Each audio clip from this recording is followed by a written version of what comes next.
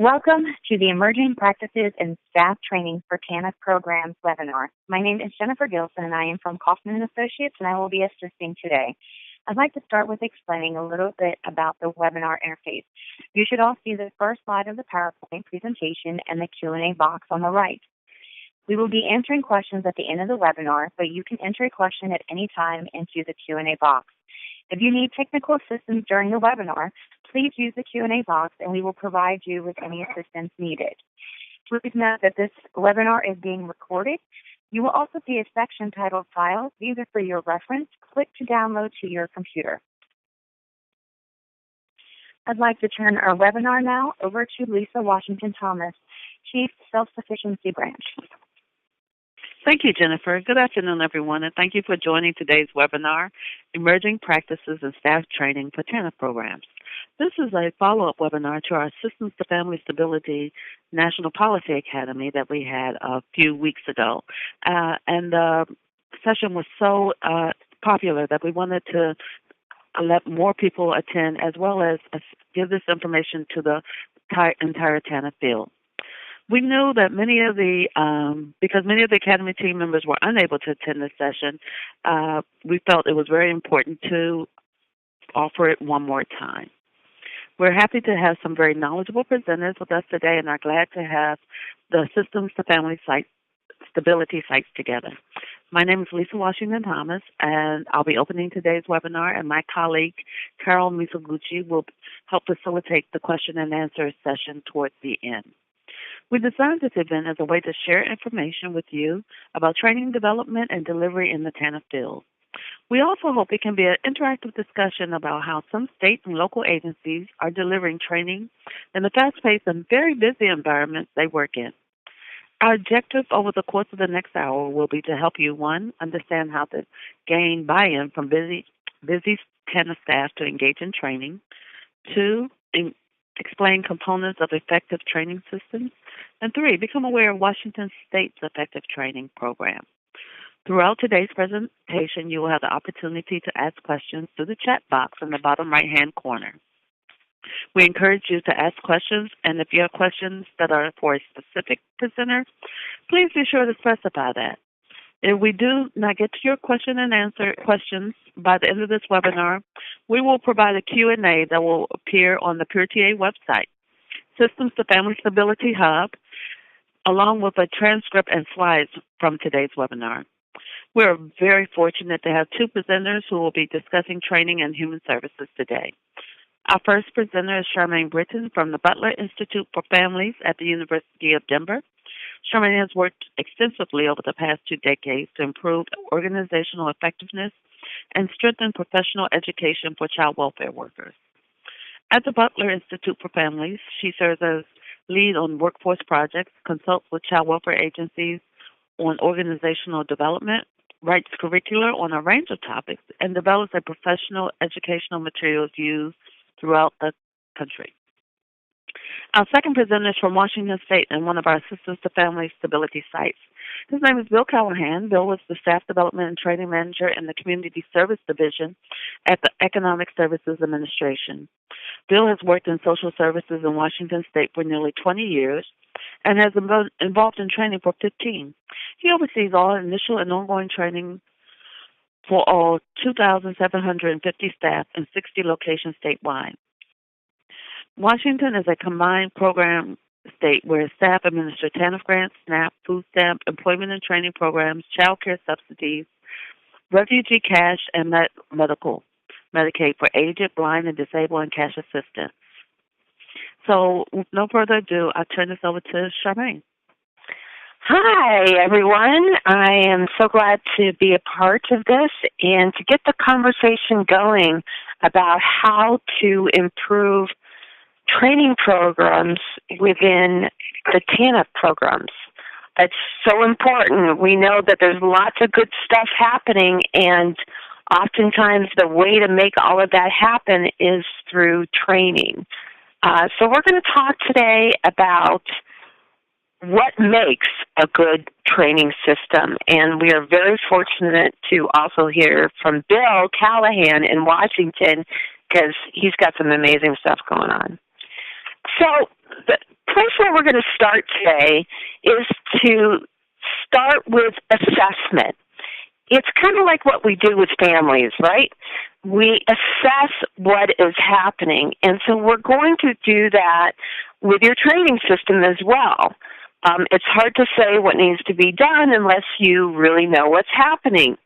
On the right of your screen, you will see some files that can be downloaded, and one of them is called Assessing Your Training System. It's the last file, so if you haven't already done so, please download those files. Today what we're going to do is we're going to just go through a few of these questions to kind of get a read on where you are at with your training systems. So we're going to use the polling feature here, and there you go. You're going to be able to type your answer right on the screen. Isn't that like magical? The first question is, the agency has a training plan that addresses training levels for all levels of staff and methods and proposed outcomes. Your training plan contains all of those things. And we've got people responding right now. We don't need to close this poll, so that's good news because I can read the results right here. And it looks like about half of you already are saying that you all have it partially in place. Only about 20% have it fully in place. Well, kudos to you. I'd like to hear about what states have a training plan. If you have a second, if you want to type that in the Q&A, that would be great. And about the same number of states do not have any training plan at all, about 20%. So it looks like about 60% have a partial plan in place, and about 20% do completely, and 20% do not. So I would call that opportunity for growth. So let's move on to the next question now. A needs assessment of knowledge and skill needed by staff is conducted periodically, for example, once per year. And this means that you're surveying staff or conducting an assessment in some way to find out what you should be training on. And here we've got about a third of you who are saying yes, that's happening. About a third are saying, no, the yes has got in there quick because that's gone down. No, for about 58% of you. And partially, about 28% of you, 27%, only about 15% have this in place. So again, that's an opportunity. So I'd be curious to find out then how your state determines what it needs training on. So that would be a good thing to talk about within your state. All of these questions are much expanded in the assessment. There's actually 17 questions with some sub-questions in the Assessing Your Training System. This assessment is not scientific. It's based upon my own knowledge of training systems throughout the human services world and what works and what doesn't. It's also an assessment in progress, so I'll talk about that in a minute. The next question is, the staff development manager or director is also on the agency's leadership team. And why do we want that? Why is that important for the staff development manager or director to be on the agency's leadership team? Well, it's important because when something needs to be done at an agency, typically the way it gets done is through training. Well, we can train on that. And so having that staff development manager or director on the agency's leadership team is really critical for making sure that training and organizational effectiveness and workforce development, whatever you want to call it, is really nested in the agency's overall broader leadership. And I'm seeing right now that for 72% of you, that's there. and that's wonderful. I'm glad to see that. Next question. For most or all trainings, the agency offers, where'd it go? For most of all trainings, the agency has a curriculum that includes a facilitator guide and all materials needed for training. That means handouts, PowerPoints, and supplemental materials. Now, this is very important. It means that curriculum is not a PowerPoint and an agenda. A full curriculum contains all the instructions that your trainers and your people who are delivering the training need in order to put on the training. And I put some files up on ways to assess your curriculum that we have developed at the Butler Institute over the years to really look at your curriculum. And we're about a third, about 40% do not have curriculum. So I want to know, so what happens if somebody, your curriculum person or your trainer wins the lottery? How's that training going to happen? That's why we have curriculum, or gets promoted or something. So curriculum ensures consistency for your agency. I'm going to move on to the next question. The agency, I just lost something. There we go. The agency offers a variety of transfer of learning methods to reinforce concepts learned in web-based and classroom training. So it's not just about providing the training. It's those transfer activities that you do to make sure that training sticks. And otherwise, you just spend a whole lot of money and put a whole lot of investment, both time and money, into training that doesn't get used. So having those transfer strategies in place are really important. Oh, and I'm seeing some Q&A here. I'm thinking that these locations refer to states or places that have training plans. So that would be Alaska and Orange County. Thank you, Kristen and Nathan. And in terms of this question, it looks like for about half of you, 45%, this is partially in place. For 30%, it's not in place. And for a quarter of you, it is in place. So good job for those of you who have transfer strategies in place. All right, next question. The agency has an evaluation plan to assess the array of trainings and the acquisition of knowledge and skills.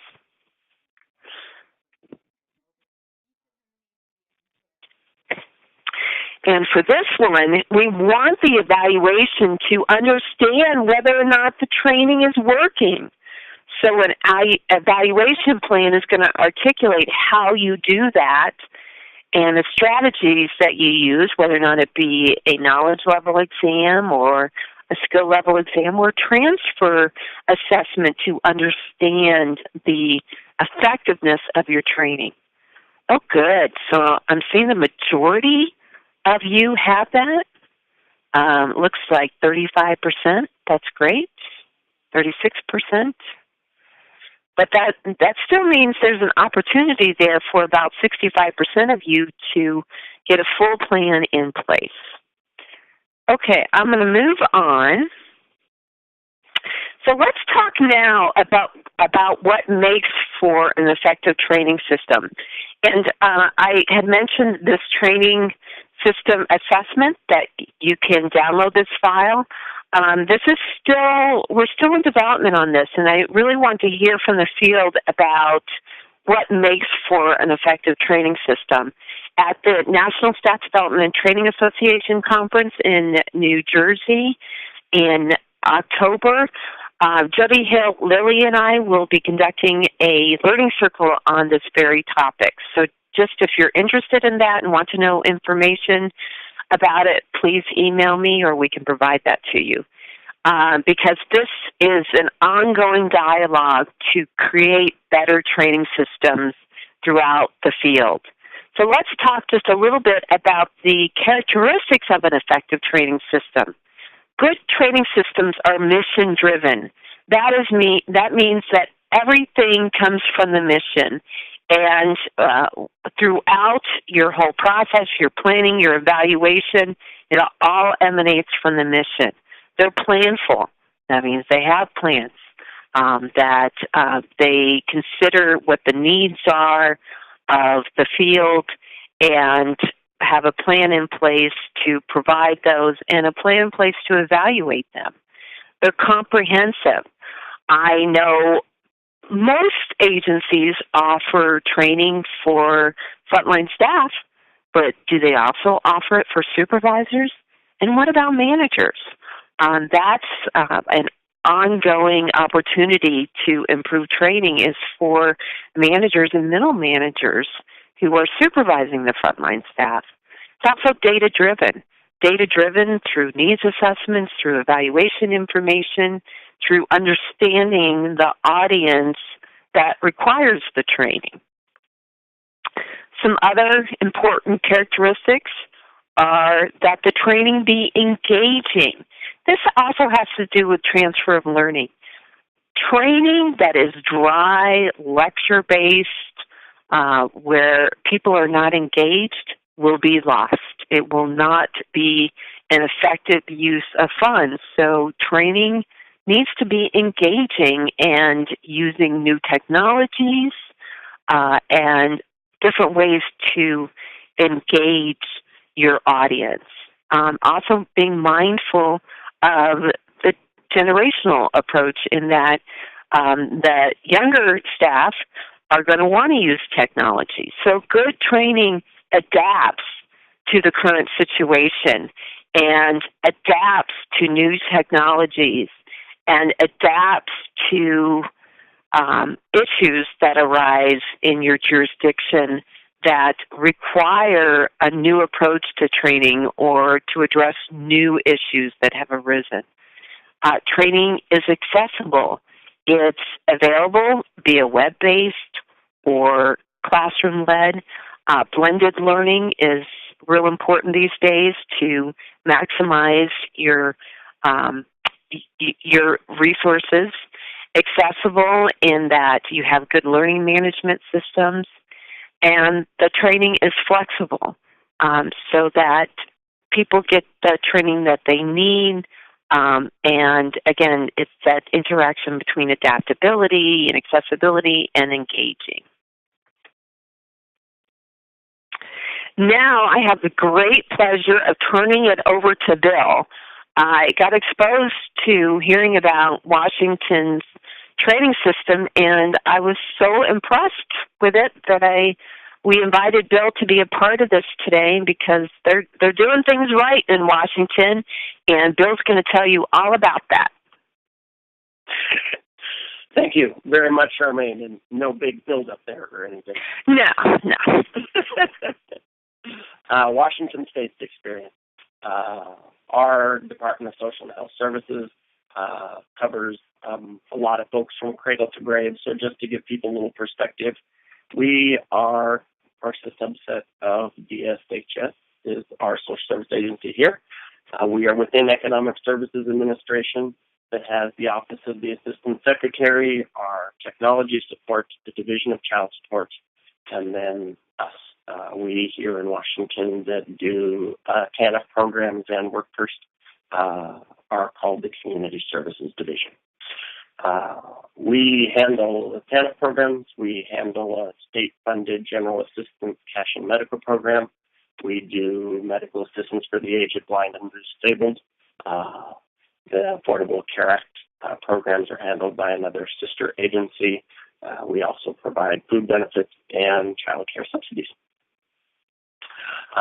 So here are a few numbers just to give a bit of perspective. As was mentioned at the very beginning, we in our division that handle those programs have about 2,700 staff, give or take at any particular moment with retirements and new hires. We have 6 main job classes and several others, so that very large 46% there are our frontline eligibility staff.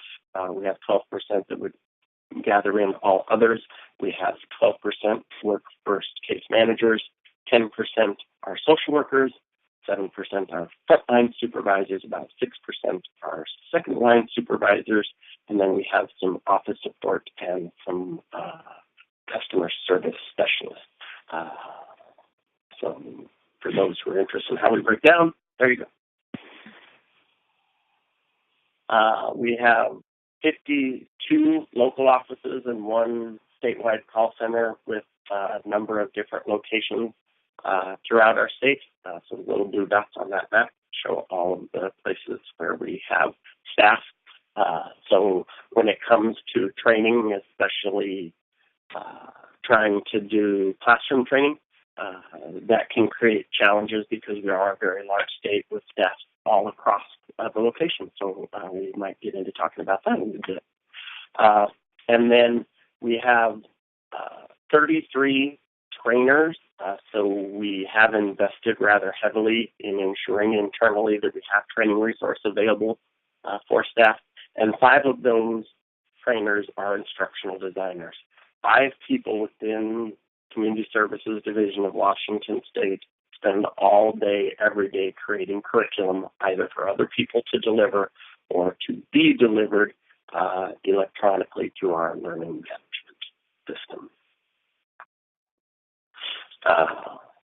Our approach, we will talk, and I'll show you here in a minute, about our training plan and some of the things we do for our training needs assessment.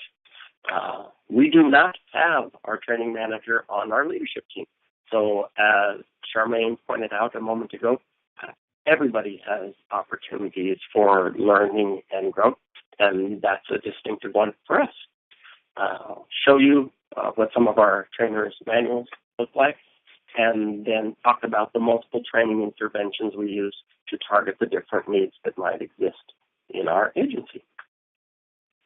And we will also talk about how we evaluate the effectiveness of our training, and we do that at several different levels.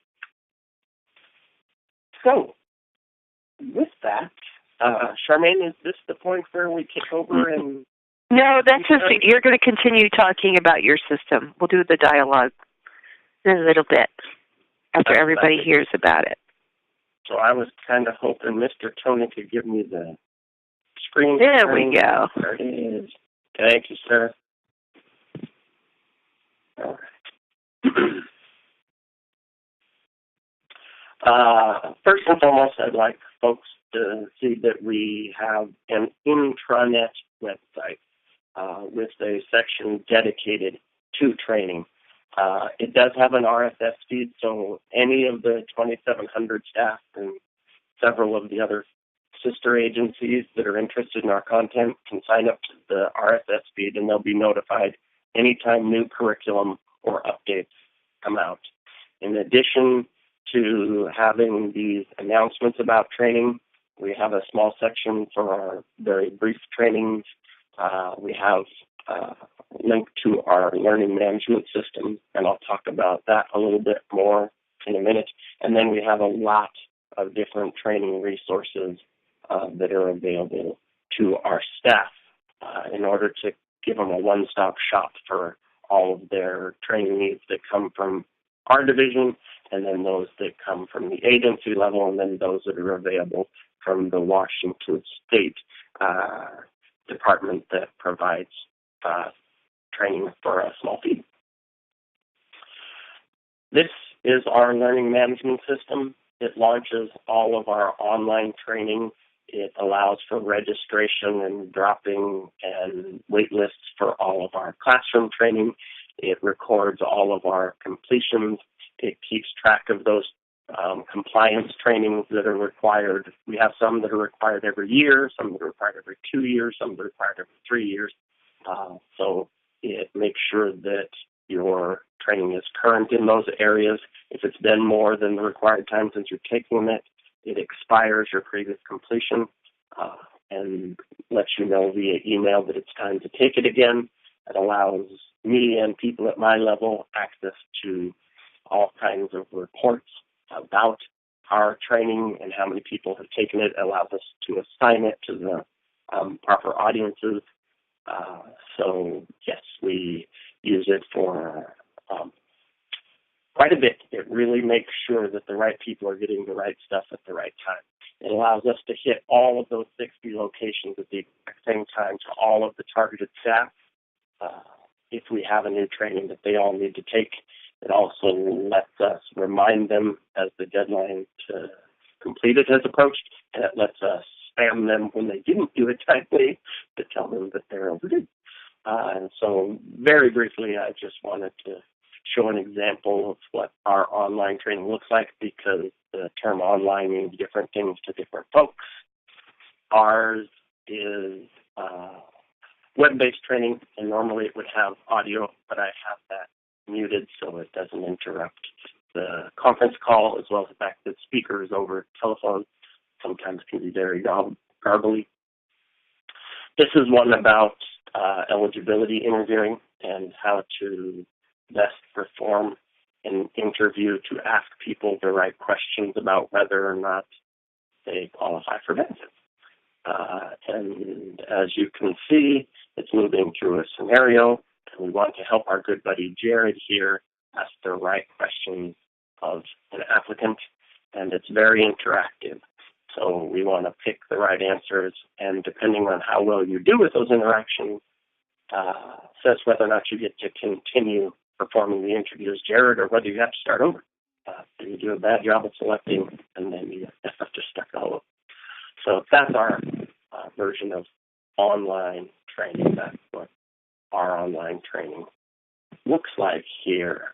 We also do have conference calls and webinars available, but those would be live and interactive. You can register through the learning management system, but they would be held outside. Once in a while, we'll record them and keep them in the learning management system for folks to watch after the fact.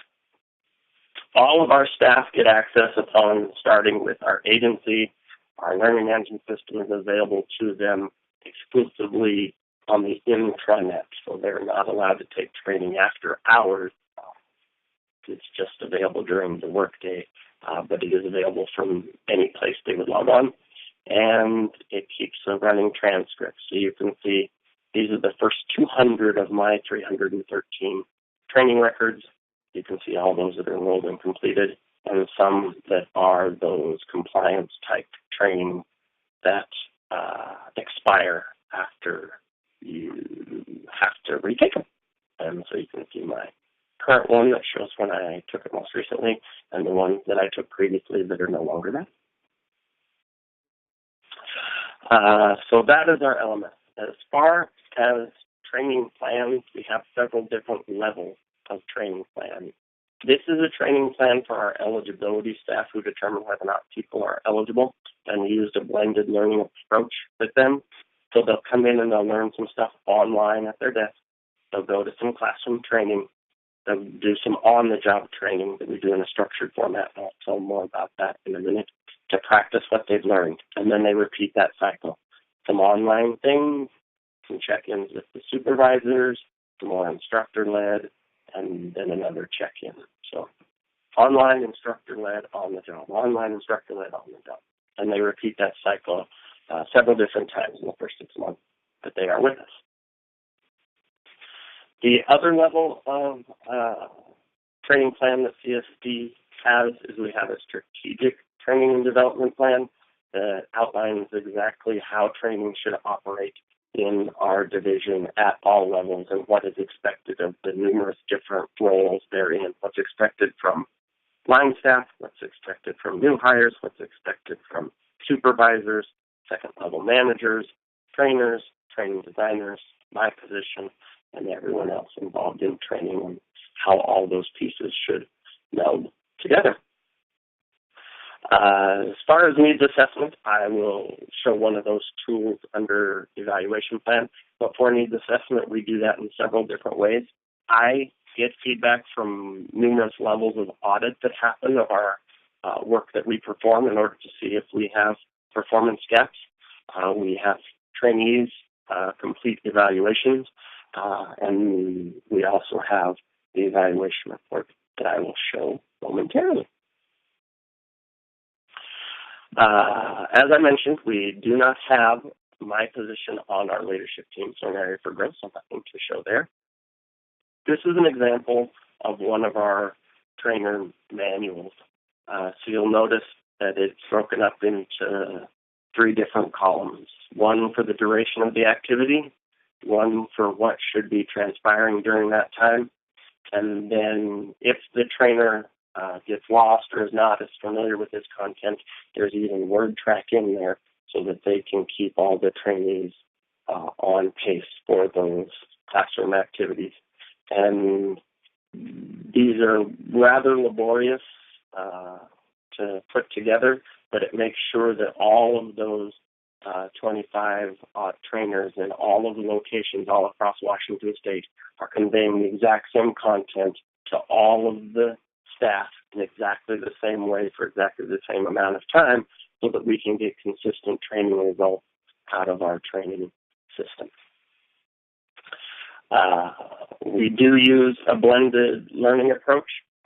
So depending on what the training need is, we have some very low-touch training interventions all the way up to the blended learning one I just explained. We at times use desk aids. We have some very brief online trainings that we don't even put in our learning management system so that they're readily accessible and can be emailed around or hyperlinked or shared at unit meetings. We have online training, we have classroom training, and then we have the blended learning cycle that I previously described.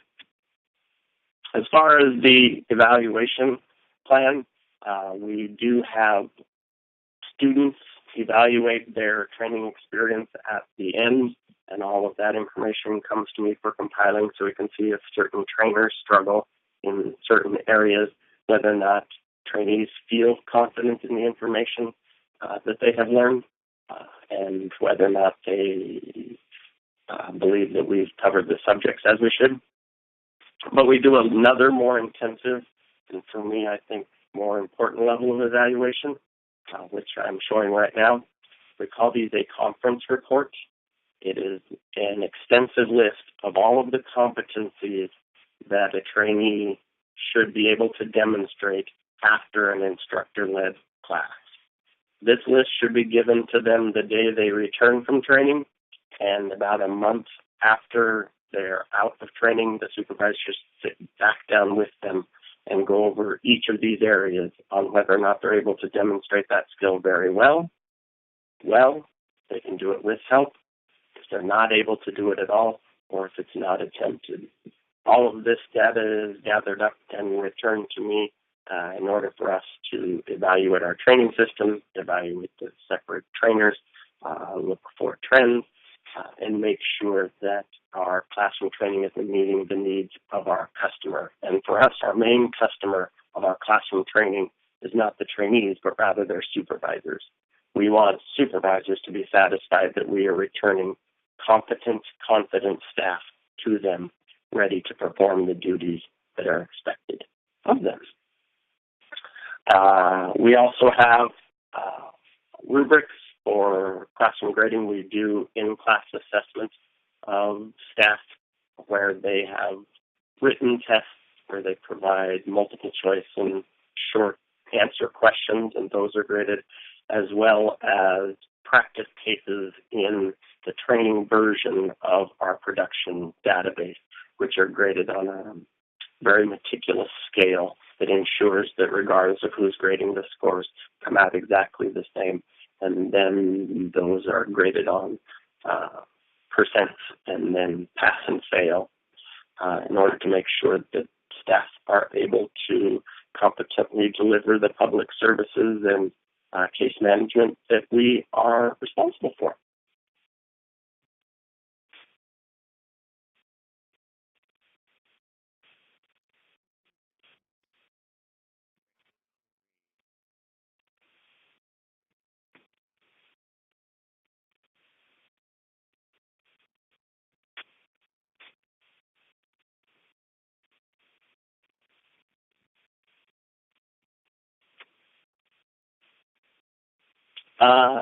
There's a question that's popped up in the chat, and it appears to be directed at me. It says, was all of this content built in-house? And the answer to that is yes, the vast majority is. We purchased our learning management system from sum total.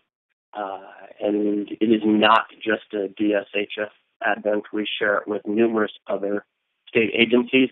But other than that, our intranet was built on a SharePoint backbone.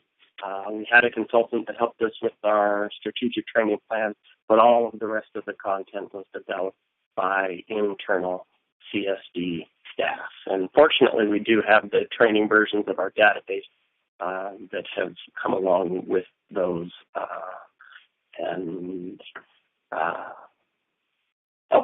We have sent all of our instructional designers to Langevin Instructional Design certification so that they have their basic training for how to build curriculum in a standardized, statewide, consistent way. Charmaine?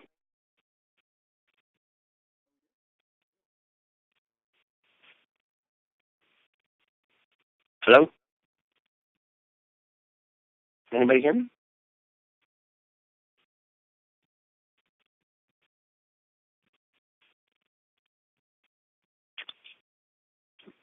Bill, we can hear you. Oh, okay. Getting kind of worried.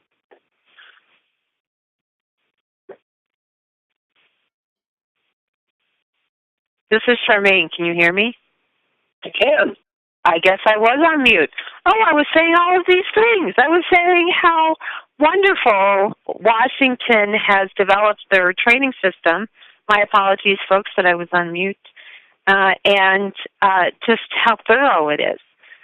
Think about those questions that we had at the beginning of the session. We talked about curriculum. Washington State has curriculum. It has a training plan, very comprehensive training plan. It has transfer learning strategies, and it has an evaluation plan. And it looks like it uses multiple modalities, so that makes it engaging and accessible for people.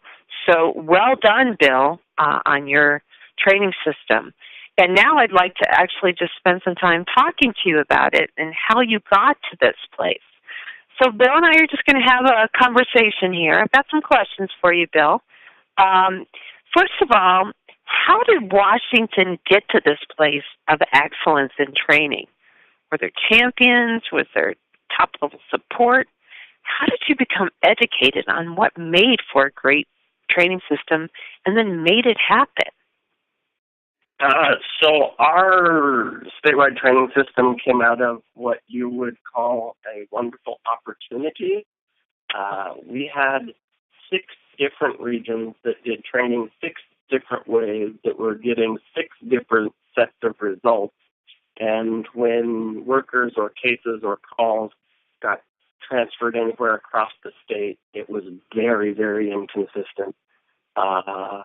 We, due to the Great Recession, had to find a way where we could share workload across the state. And part of sharing that workload meant we had to do things the same. And as you have already mentioned, if you are going to get a message to everybody and you want them to adapt or change, the way you typically do that is with training. So at the very forefront, we identified that if we wanted people to become consistent in their work, we were going to have to train everybody in what that looks like, and the training would have to be consistent. And it grew out of there. And we did have a champion who was our division director at the time, Leo Rivas. And as I mentioned early on, we invested rather heavily in training resources, in creating a statewide training team, in providing them with the Langevin Instruction Design certification for them to be able to build curriculum consistently. And then we hired a consultant to help us with our strategic training plan. Mm-hmm.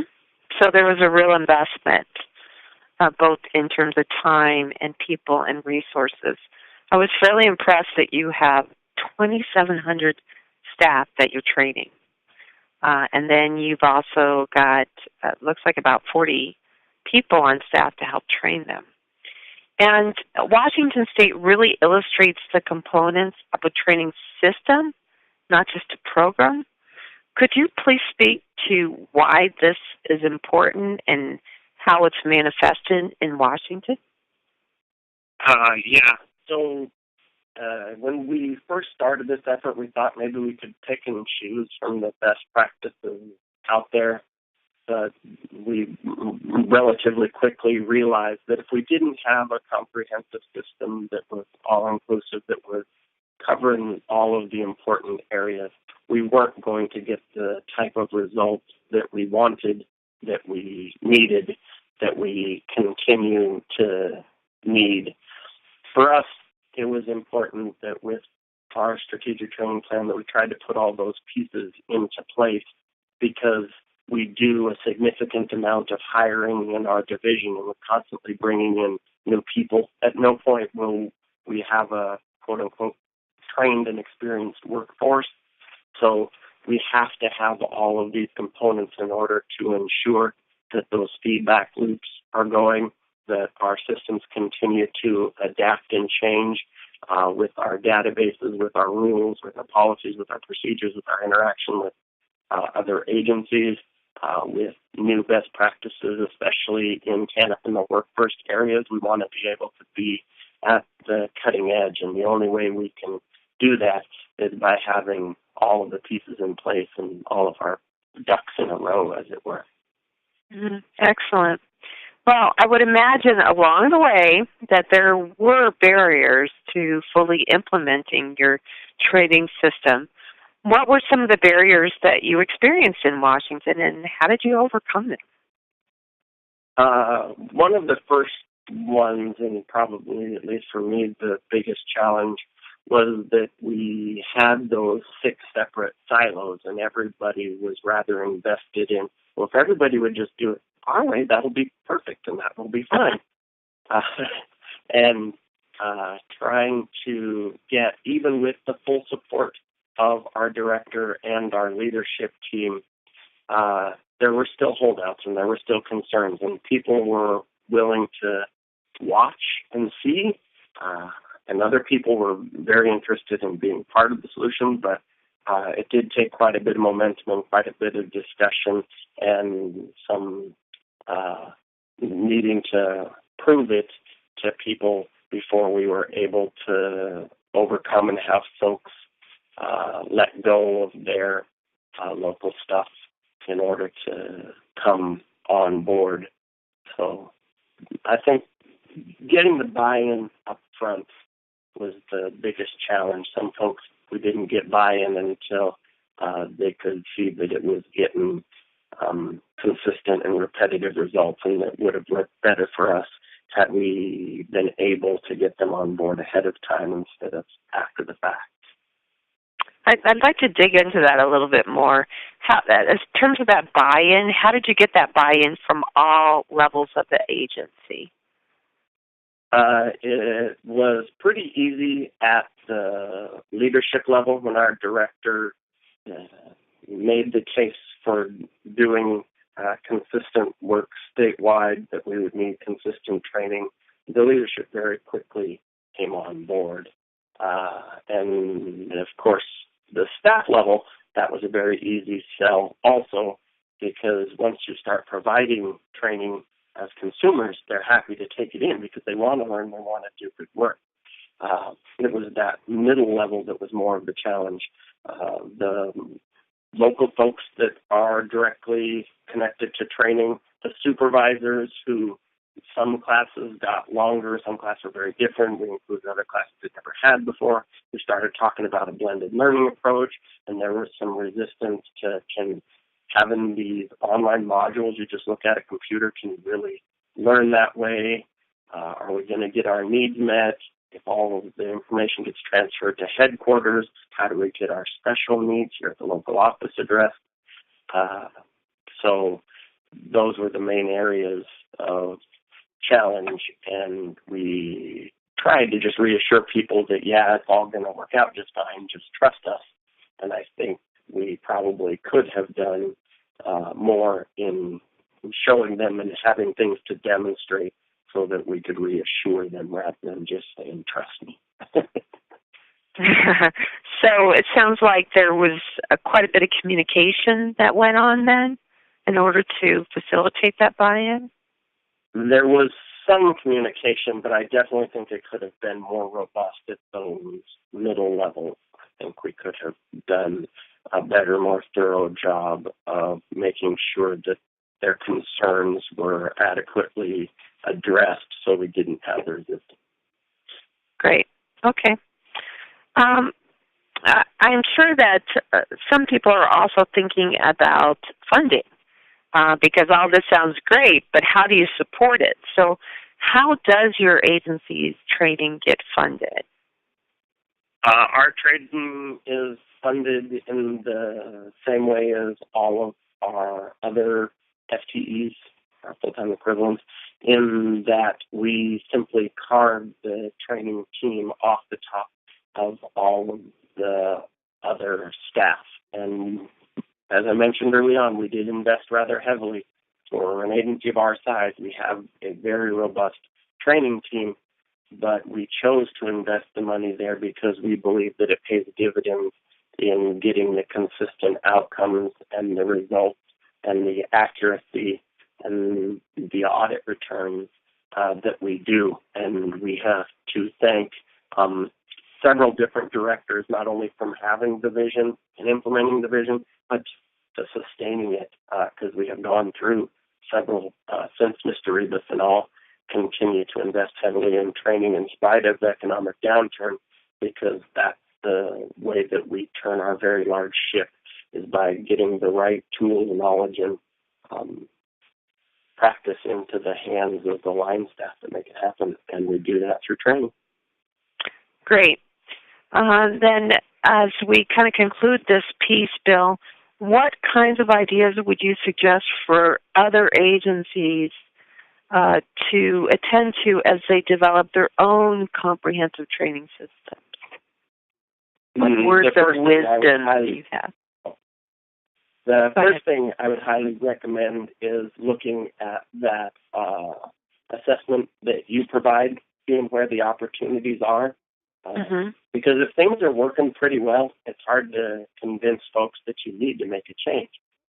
When you have to do things significantly differently, or you're really wanting to correct something, that's where I think you can get the good buy-in, and where those opportunities can be a great discussion point for why and how to adjust an existing training system to a more holistic, more all-encompassing, more comprehensive approach. And I would say you definitely need the buy-in at the top. You need to make sure you have the buy-in at the bottom, which at least for us was relatively easy, and have robust communication with the folks in between so that they know their needs will be addressed and you don't have to overcome resistance. They can be your champions to help move your system forward. Great. And Bill, there's some questions in the Q&A. Yes, ma'am. I'm trying to take a look at them.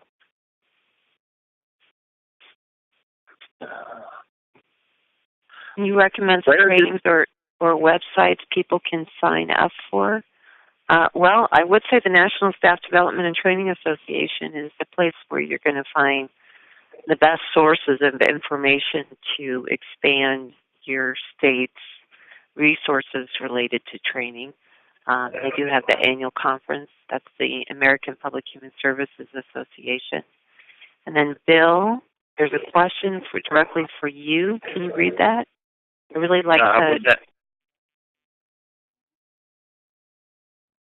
like the training feedback conference report. I can't read the end of that, though. See, that's my challenge, too. I was trying to pull that down. The question for Bill, I really like the training feedback conference report process between the staff and their supervisor. Do you have high compliance with supervisors following through with completing the training feedback?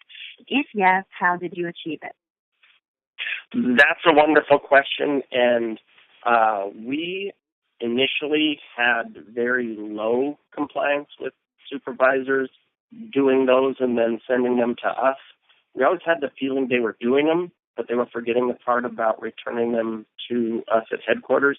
But we have a new process we've just implemented where it's now a user-defined task in our learning management system.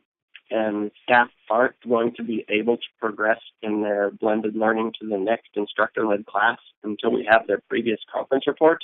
And since we've implemented that, you wouldn't believe how much compliance has gone up. So by tracking it and by ensuring that staff have that feedback before they progress in their training, it has really boosted our compliance quite a bit. And it's helped out on several different levels. It lets staff know how they're doing and make sure that supervisors are checking in with them. It lets us know if there are trends or issues, and also if we're training to stuff that's no longer applicable or of value to the field. If there's a bunch that are checking that they haven't practiced one of those competencies, we know that we don't necessarily need to focus as much on it. I am going to turn it over to Carol now, and she's going to moderate other questions and answers. Thank you, Charmaine.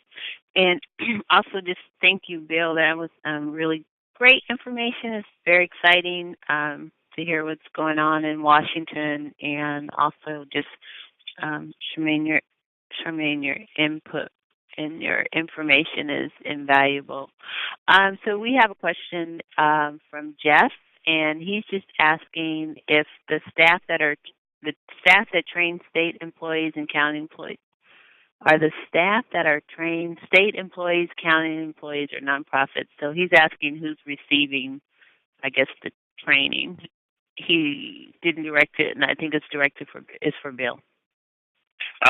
Wonderful question. And all of our employees are state employees. We are a state-level government agency in Washington that administer the public assistance benefits and case management here.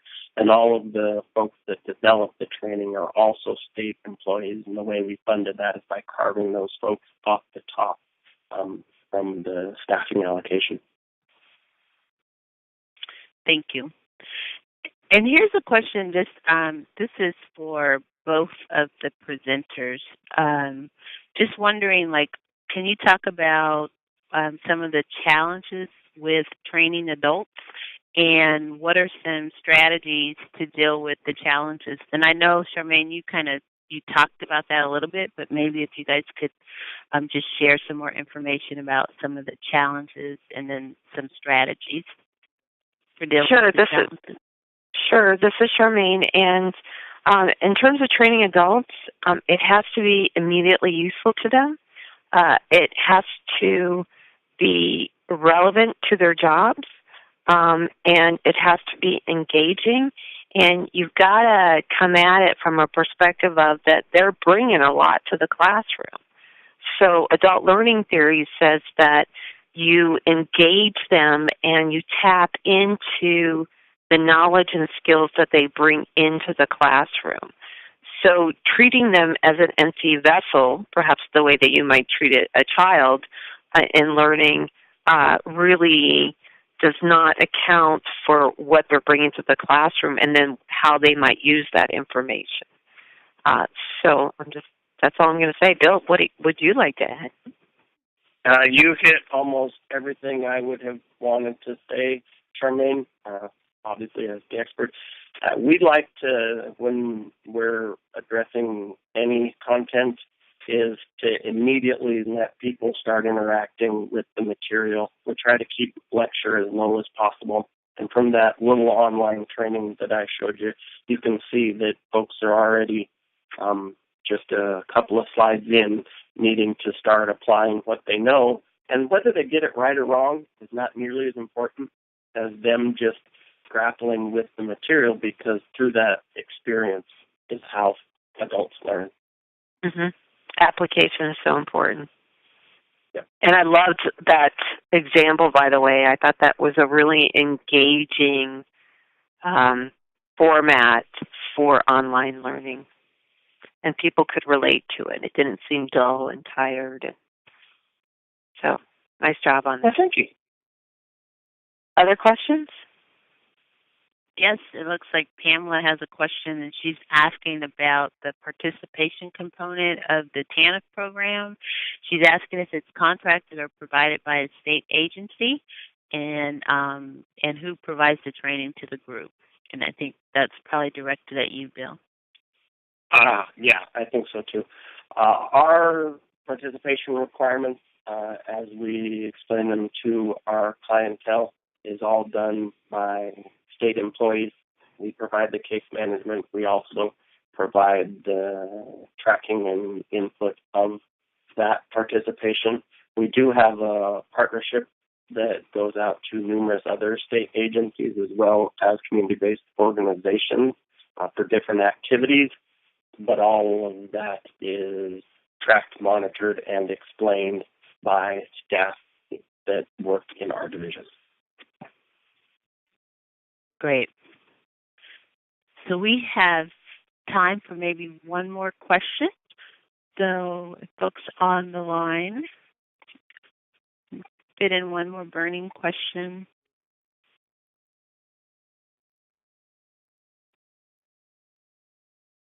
Lisa or Carol, do you have any questions for us? I do. I just wanted to give folks, so I am so comfortable with silence, and so just kind of waiting to see if, I know people have to type. But I guess the question that I would just ask is, and this is for both presenters, what's the first step programs should take when thinking about how they can improve their training programs? And Charmaine, you talked about an assessment. So I think that's kind of like the first step. But just, again, if you might want to, if you want to answer that, and then Bill, from your perspective, what's the first step? Assess, educate themselves about what's possible, and then how to obtain it. I suggest also peer mentoring as well. Bill's got a great program. Find out from your neighbors what they're doing in other states. Attend these national conferences, and that's how knowledge and skill around this is disseminated. Great. I would agree completely. When folks come into a classroom, you don't automatically just start sharing information with them, not knowing their baseline or where they're coming from. You always have to assess first. You have to know where the gaps are before you go trying to improve something, or you're not really making improvement, you're just making change. So I would strongly recommend that anything you want to do about creating or improving a training program, start with figuring out where you are and the areas of growth that are available to you, and then start inquiring rather than trying to reinvent the wheel. Figure out who's doing what that could help you along your journey. Oh, and I really want to reinforce that, Bill. There's lots of good work out there, and it's so important in our field to share that information. Well, thank you. So we want to thank everyone for participating in today's webinar. We hope the session has been informative, and we look forward to continuing to work with you as part of the Policy Academy, and also with those of you in the larger field. If we were not able to answer questions, and I think we got to all of the questions, but later you might have questions, you can always go to the PRTA Systems to Family Stability Resource Hub website at prta.acf.hhs.gov. And if you have further inquiries, please contact us at the email address. You can contact the presenters directly. And Bill is saying yes, and he was happy, and he's happy to share his templates and the whole bit. So anyway, all right, we again just thank everyone for joining us today, and enjoy the rest of your